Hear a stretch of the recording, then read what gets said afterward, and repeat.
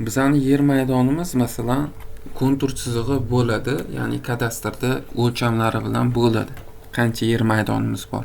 Bu kontur chiziqlar yashil chiziq bilan ko'rsatilgan. Endi bizda cheklovlar bor, bir nechta. Ya'ni krasniy liniya degan so'zni ko'p eshitgan bo'lsangiz kerak, ya'ni qizil chiziq. Umumiy foydalanishdagi shu yo'l yuzida bo'lsa yokida umumiy foydalanishdagi yo'l bo'lsa ham uni shaharsozlik normalari va qoidalariga asosan qizil chiziqlari belgilangan bo'ladi. Bu qizil chiziqlarga nimalar kirib ketadi? Masalan, LEP, ya'ni elektr uzatish stansiyasi, betdan vodoprovod kanalizatsiya, muhandislik tarmoqlari, Wi-Fi, boshqalar o'tish kerak bo'ladi. Bular gaz o'tadi normativ asosida. Keyingi narsa nima bo'ladi? Bu yerda mana bu hududda o't sub tashalishi kerak. Masalan, mana bu kontur chiziq asosida masalan normativ qoidalarga qarasa, qo'shni uchastkadan qancha tashalishi, masalan, chetdan 3 metr примерно, bu holatga qarab sanitar bitovoy normaga qarab tashiladi. Asosiy krasniy liniyadan 5 metr.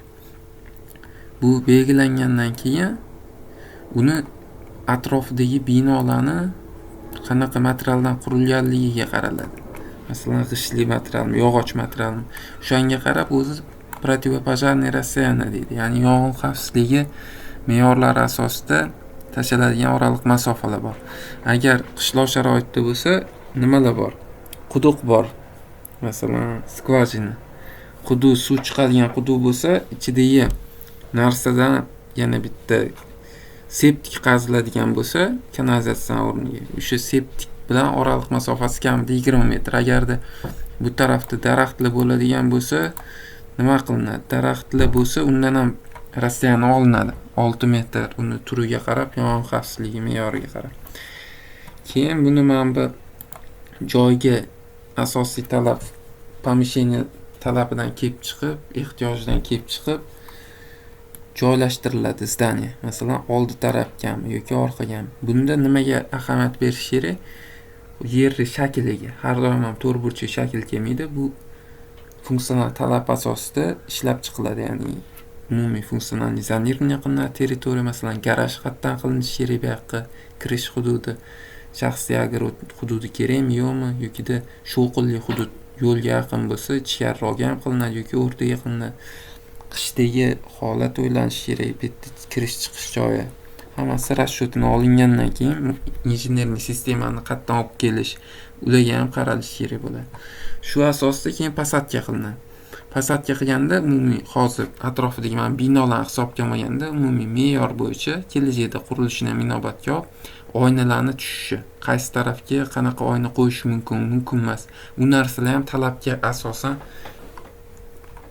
amalga oshirilishi kerak. Masalan, qo'shni tarafga oyna qaratib bo'lmaydi. Bular me'yorlarda bor, koeffitsiyentlar bor, balandlik me'yorlari boshqalar. Endi bu qishloq sharoitidagi uy bo'lsa, baland qavatli uylarda ham shunaqa me'yorlar bo'ladi.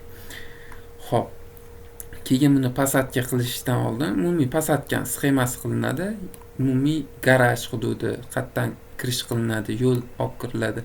Injenerniy sistema qanaqa? Bu yoqdan garaj bo'lsa, qatdan kirilyapti. Injenerniy set qatta bor. Ulanish imkoniyati, tokga qatta, kanalizatsiyaga, boshqa narsalarga ham ulanish imkoniyati baholanib, shular asosida umumiy sxema ishlab chiqiladi. Keyin xonalar ro'yxatini, shaxsiy ro'yxatini tuzib olinsa, keyin manba asosiy maksimalni tushirish mumkin bo'lgan ploshdan kelib chiqib, xonalar tarkibi joylab chiqiladi. Bu alohida loyihalash sohasida qilinadi. Asosiy pasatka qilishda shu oraliq masofalar tashalishi kerak. Bunda masalan, yong'in xavfsizligi uchun ham kerak bo'ladiki, yong'in xavfsizligida atrofidan kelayotganda mashina kirish imkoniyati. Ichkari tarafga o'tish imkoniyati. Endi bu narsalar qanchalik amaliyotda qo'llanadi, bu boshqa tema. Lekin shu narsa bo'lishi kerak. Demak, har bitta ishni normativ asosida qilish kerak. Biz normativni qayerdan olsak bo'ladi? Minstroy uz sayti bor, shu yerda shaharsozlik normalari, qoidalari bor. O'shaga kirib, turar joy bino inshootlari deb qidirib topish mumkin.